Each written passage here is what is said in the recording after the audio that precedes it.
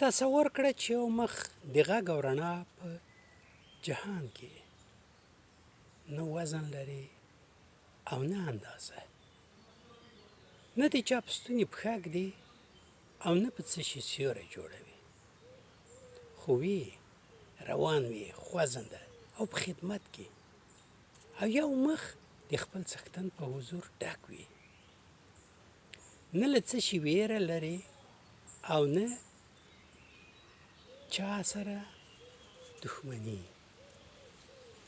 دوست وي او یو مخ د دوست په قلمرو کې.